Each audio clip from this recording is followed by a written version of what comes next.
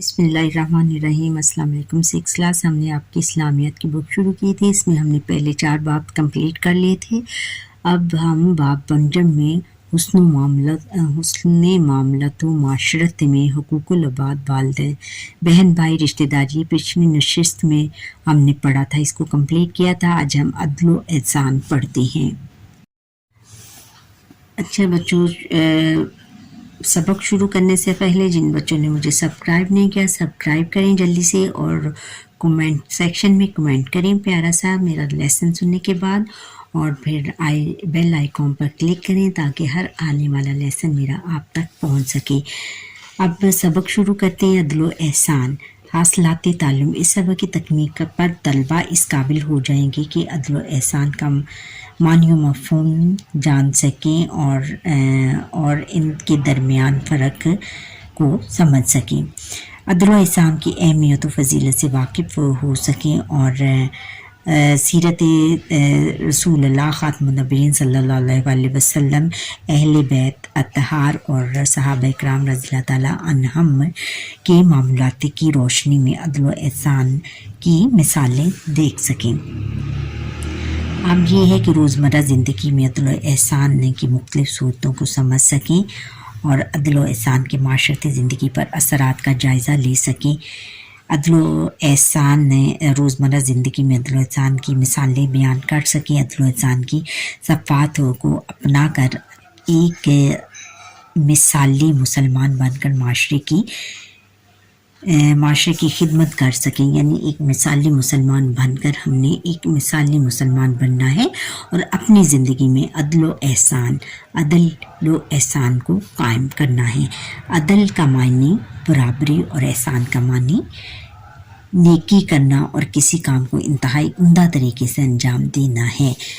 अदल यानी बराबरी करना, हमें इसका ये मतलब है कि बराबरी करना यानी इस्लाम में छोटा बड़ा, अमीर गरीब और अरबी को अजमी पर और काले को गोरे पर कोई फजीलत नहीं। सब इंसान इस्लाम की नज़र में बराबर हैं, यानी सब के साथ बराबर का सलूक किया जाए। और एहसान का मानी नेकी करना है और किसी काम को इंतहाई उम्दा तरीके से अंजाम देना है। और एहसान जो होता है उसका मतलब है कि नेकी करना, किसी के साथ नेकी करना और किसी काम को बड़े अच्छे तरीके से अंजाम देना, पाया तकमील तक पहुंचाना, उसको ख़त्म करना या उसको बड़े अच्छे तरीके से सुलझाना।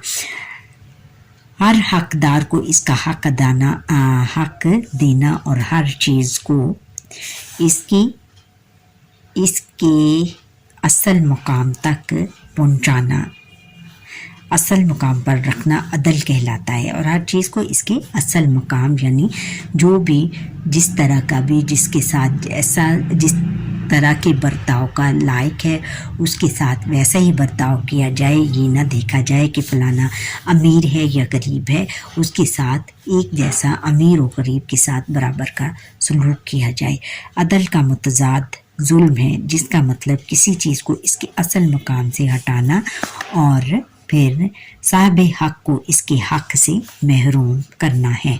यानी इसके उलट जो है कि वो ये है कि किसी चीज़ पर हमने इसका अदल का तज़ाद क्या है, जुल्म है कि हमें जिसका मतलब है कि किसी चीज़ को इसके असल मकाम से हटाना। यानी किसी चीज़ को अगर उसका असल मकाम है, यानी जिससे का वो हकदार है बंदा, उसको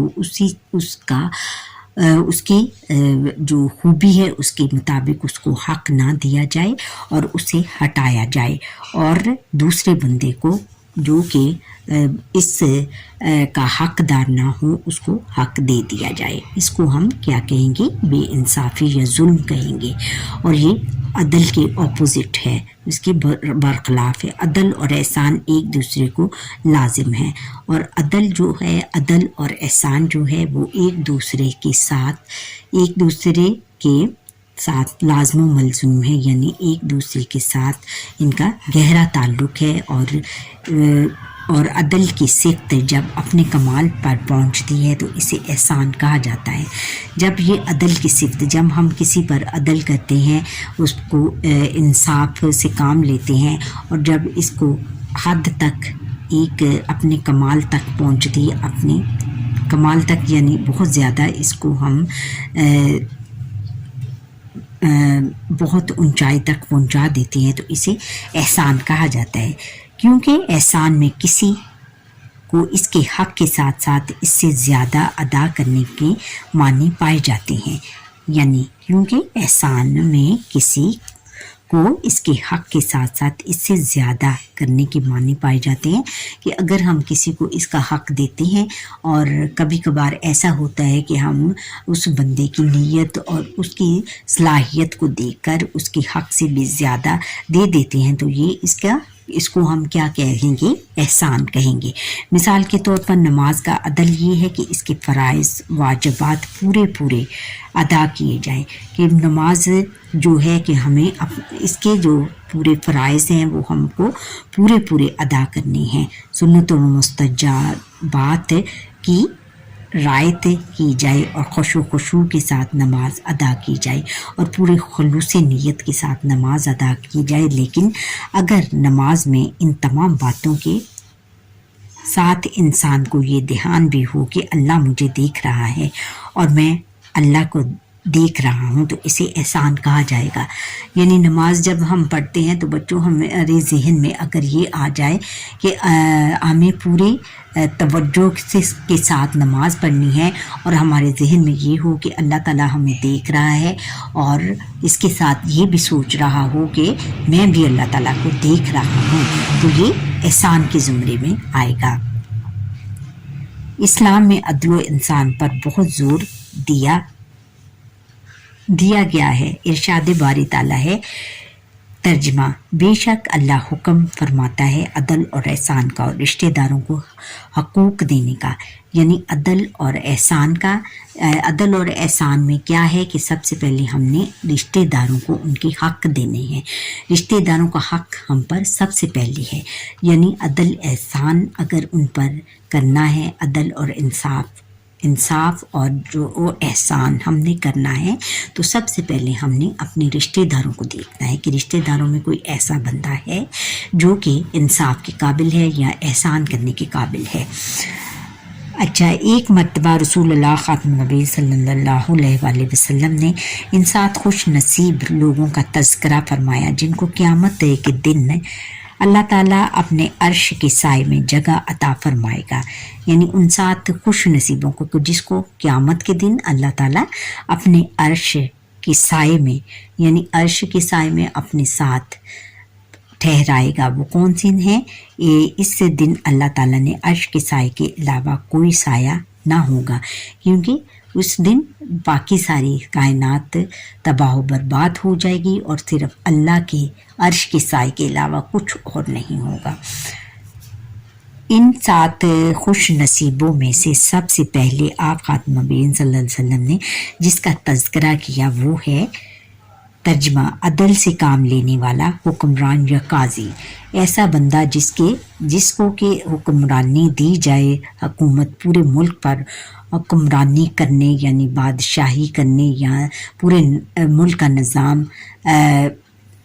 چلانے کے قابل کیا جائے اور وہ عدل کے ساتھ کام لے، تو وہ بھی اللہ تعالیٰ کے عرش کے سائے میں قیامت کے دن ہوگا۔ رسول اللہ خاتم النبیین صلی اللہ علیہ وآلہ وسلم نے 2 آدمیوں کے درمیان انصاف کے ساتھ فیصلہ کرنے کو صدقہ سے تعبیر فرمایا ہے۔ رسول اللہ خاتم النبیین صلی اللہ علیہ وسلم نے ارشاد فرمایا، 2 آدمیوں کے درمیان انصاف کرنا بھی صدقہ ہے، کہ جب ہم حضور نبی اکرم صلی اللہ علیہ وسلم نے فرمایا کہ جب ہم 2 آدمیوں کے درمیان انصاف کرتے ہیں، اگر کوئی فیصلہ کوئی ہمارے پاس کوئی مقدمہ لے کر آتا ہے 2 آدمیوں کا اور ہم ان کی دونوں کی پوری بات سنتے ہیں اور پھر اس کے مطابق ان کی پوری بات سننے کے بعد ہم یہ نتیجہ نکالتے ہیں کہ ہمیں انصاف کس بندے کے ساتھ کرنا ہے، تو یہ بھی ایک صدقہ ہے، یہ بھی ایک صدقہ جاریہ ہے اور اس کو صدقے سے تعبیر کیا گیا ہے۔ پھر آگے ہے کہ نبی کریم خاتم النبیین صلی اللہ علیہ وسلم نے یہ بھی ارشاد فرمایا کہ اگر کوئی مومن کسی مومن پر ظلم کرے اور اس ظلم کا بدلہ دنیا میں اسے نہ ملے نہ دی تو اللہ تعالیٰ قیامت کے دن اس کو اس کا بدلہ دلوائے گا. یعنی اگر کوئی مومن کسی دوسرے مومن پر ظلم کرتا ہے، اس پر بہت زیادہ زیادتی کرتا ہے اور اس سے انصاف کے ساتھ اس کے فیصلوں میں اور یا اس کے ساتھ انصاف نہیں کرتا، تو قیامت ہے اور اگر دنیا میں اس کا بدلہ نہ ملے تو اللہ تعالیٰ پھر قیامت کے دن اس کا بدلہ ضرور دے گا، دلوائے گا. رسول اللہ خاتم النبیین صلی اللہ علیہ وآلہ وسلم نے عدل و انصاف کی آواز کو ایک ایسے زمانے اور حالات میں بلند فرمایا جب ظلم و ستم میں پسی ہوئی انسانیت انصاف کی بھیک مانگ رہی تھی.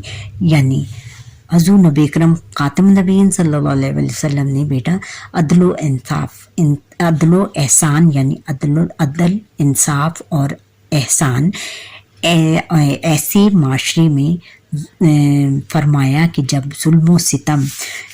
کہ پوری انسانیت ظلم و ستم سے پسی ہوئی تھی اور انصاف کے لیے بھیک مانگ رہی تھی، انصاف کے لیے دوسروں کے طرف دیکھ رہی تھی، اللہ کی طرف دیکھ رہی تھی اور بھیک مانگ رہی تھی کہ ہمیں انصاف دیا جائے. تو جس کی لاٹھی اس کی بھینس کا قانون نافذ تھا، یعنی یہ تھا کہ جس کے ہاتھ میں پیسہ ہے اس کو انصاف دے دیا جاتا تھا اور جو غریب تھا اس کو انصاف سے محروم رکھا جاتا تھا. حکمرانوں کا کام رایا کا خون چوسنا اور طاقتور کا پیشہ غریب کے حق پر ڈاکہ ڈالنا تھا. جو کہ حکمران تھے وہ ان کا یہ پیشہ تھا کہ وہ رایا کا خون چوستے تھے، ان پر ظلم کرتے تھے، ظلم و ستم کرتے تھے اور ان کو ہر چیز سے محروم رکھتے تھے. یعنی اس کا اور طاقتور تھا اور جس کے پاس پیسہ تھا وہ طاقتور کا پیشہ غریب کے حق پر ڈاکہ ڈالنا تھا. اور جو طاقتور تھا اس کا یہ پیشہ تھا کہ وہ غریب لوگوں پر بہت زیادہ ظلم ڈھاتا تھا اور اس کے حق پر ڈاکہ ڈالتا تھا. یعنی اس کی جو چیز اس کو ملنی ہوتی تھی وہ خود چھین لیتا تھا اس کے ہاتھ سے. ان حالات میں رسول اللہ خاتم النبیین صلی اللہ علیہ وسلم نے عدل و انصاف کا پرچم بلند کیا. یعنی انہی حالات میں حضور خاتم النبیین صلی اللہ علیہ وسلم نے عدل و انصاف کا پرچم بلند کیا، یعنی عدل و انصاف کو معاشرے میں قائم کیا. اور سوئی ہوئی اور کیا ہے انسانیت کو ظلم و ستم سے نجات دلا کر عدل رائج کیا اور تمام انسانیت کو جو ظلم و ستم کی چکی میں پسے جا رہے تھے ان کو ظلم و ستم سے نجات دلا کر عدل و انصاف قائم کیا. آپ خاتم النبیین صلی اللہ علیہ وسلم نے سسکتی انسانیت کو غموں کا علاج دیا. سسکتی انسانیت جو کہ بہت زیادہ دکھ جھیل کر سسک کر جی رہے تھے، بہت مشکل سے جی رہے تھے اور اللہ تعالیٰ سے دعائیں مانگ رہے تھے اور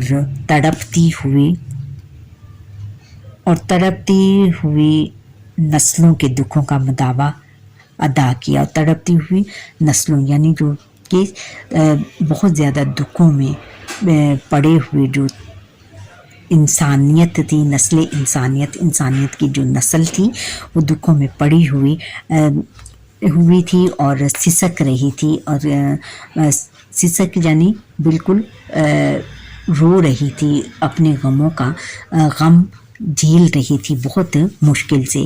ان کا مداوع کیا، ان کا حل پیش کیا.